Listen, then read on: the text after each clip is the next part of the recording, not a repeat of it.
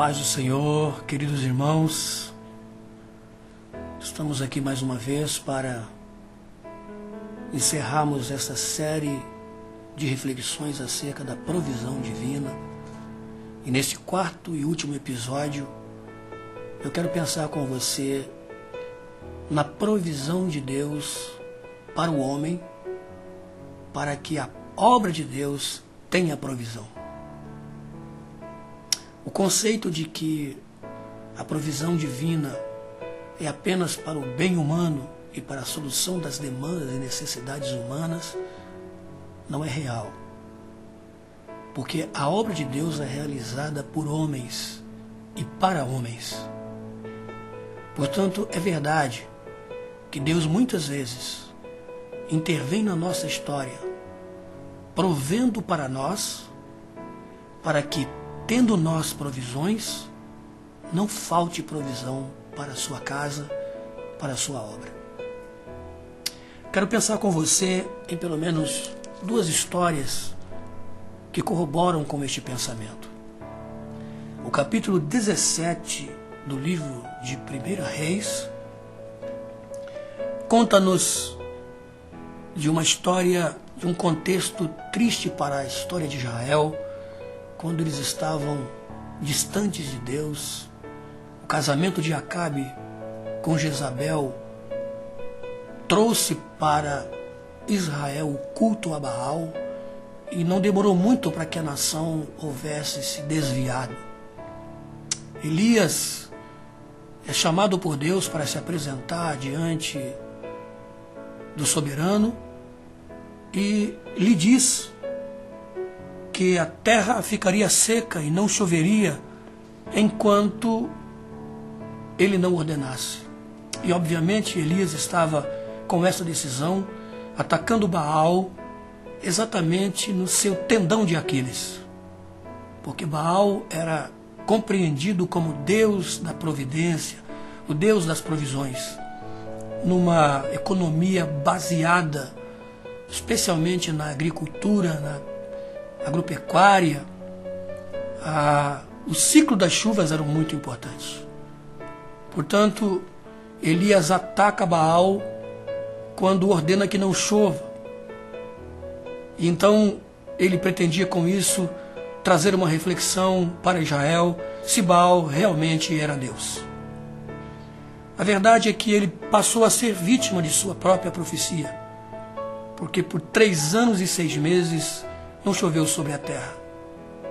A Bíblia diz que Deus tomou providência para sustentar seu profeta, mandando que ele fosse a um pequeno ribeiro chamado Ribeiro de Querite, que fazia fronteira com o Jordão. Ele bebia água desta torrente e os corvos vinham para trazer alimento para Elias, de manhã e de noite. Aqui já conhecemos um grande milagre, porque a Bíblia diz que os corvos são tão vorazes quando famintos que negligenciam até mesmo os seus filhotes. Está lá escrito em Jó capítulo 38, versículo 41. Mas foi exatamente essas aves que Deus usou, ordenando-lhes que levasse para o profeta pão e carne frescos, provavelmente vindo da mesa do próprio Acabe, ou quem sabe da mesa de seu mordomo, que já havia também protegido e sustentado alguns outros profetas. Um dia a Bíblia diz que Elias se levantou pela manhã e o ribeiro havia se secado. Ele olhou para o céu, os corvos não vieram. Deus estava findando um ciclo, findando uma história, para recomeçar outra na vida de Elias. Os fins tornam-se começos de novas manifestações, novos estágios, novos empreendimentos. Nós detestamos mudanças, ficamos assustados com coisas novas, mas os fins sempre trazem novas realidades e nós temos visto isso nos dias em que estamos vivendo. Deus então diz algo para Elias que parece soar muito estranho e se fosse dito hoje seria um escândalo para muitos. Vai para Sarepta, porque lá tenho providenciado uma viúva para que cuide de você. Certamente Elias é chamado hoje de explorador de viúvas, mas foi este o plano de Deus. E não foi por causa de Elias, foi por causa da viúva. Deus está dando uma lição de que Ele tem os seus meios, Ele tem a sua providência e o faz da maneira como lhe apraz.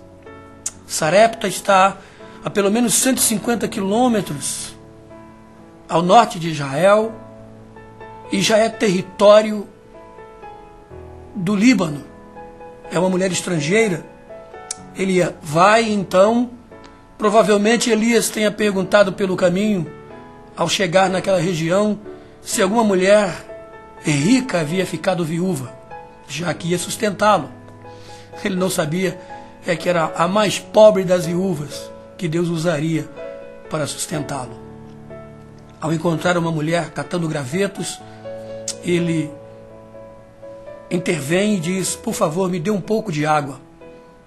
Ela olhou para ele, levantou-se e, ao tomar a decisão de buscar a água, ele disse: aproveita e traz para mim um pedaço de bolo.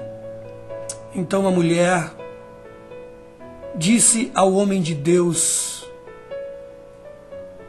que estava catando aqueles gravetos e jurando em nome de Yahvé, ainda que sendo ela uma estrangeira, reconheceu Elias como profeta do Senhor e disse: eu juro em nome do teu Deus que eu estou catando gravetos para cozinhar o último pedaço de bolo.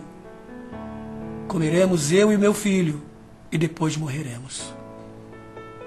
Mas o profeta do Senhor tem algo a dizer àquela mulher. Versículo 14. Versículo 13. Elias lhe disse: não temas, vai e faze o que disse, mas primeiro faze dele para mim um bolo pequeno e traze-mo aqui fora. Depois farás para ti mesma e para teu filho. Porque assim diz o Senhor, Deus de Israel: a farinha da tua panela não se acabará e o azeite da tua botija não faltará até o dia em que o Senhor fizer chover sobre a terra. E incrivelmente aquela mulher, diz a Bíblia, foi ela e fez segundo a palavra de Elias. Assim comeram ele, ela e a sua casa muitos dias. Da panela a farinha não se acabou, e da botija o azeite não faltou, segundo a palavra do Senhor, por intermédio de Elias. Imagine você, era preciso muita fé para pegar o último bolo, o último pequeno bolo, e ao invés de dar ao único filho, como a última refeição, dar a um homem estranho. Mas aquela mulher preferiu acreditar em Deus. Ela não sabia, mas estava sendo usada por Deus para manter o ministério profético na terra. Elias era um homem caçado em todas as nações conhecidas. Acabe fez, sob ameaça de declaração de guerra, que os reis das nações vizinhas jurassem que não estavam escondendo Elias. Ela era a única opção do homem de Deus na terra. Como ela acreditou nas palavras do homem de Deus, ela se tornou ao mesmo tempo alvo da provisão divina e meios da provisão divina para o seu próprio reino e para a sua própria obra, já que manter o ministério de Elias era manter o ministério profético, era manter o poder de Deus, do Deus verdadeiro sobre a terra. Eu quero encerrar esses episódios sobre provisão divina deixando esse pensamento para você. Lembre-se, Deus quer usar você para abençoar a sua obra. A igreja, os pobres da igreja, a obra missionária, os obreiros e obreiras que estão espalhados pelo país e pelo mundo, que dependem da sua generosidade, que dependem do repartir do último bocado da farinha, do repartir do último bocado do azeite. Mas se você acreditar que confiando a Deus, isso que parece tão pequeno e insignificante, o Senhor nunca vai deixar faltar para você o que te falta e o que é necessário para a sua manutenção. Seja dadivoso, seja generoso para com Deus e a sua obra. Lembre-se, este é o plano de Deus também quando provendo para o homem, para que não haja falta de provisão para o seu reino. Deus abençoe a sua vida.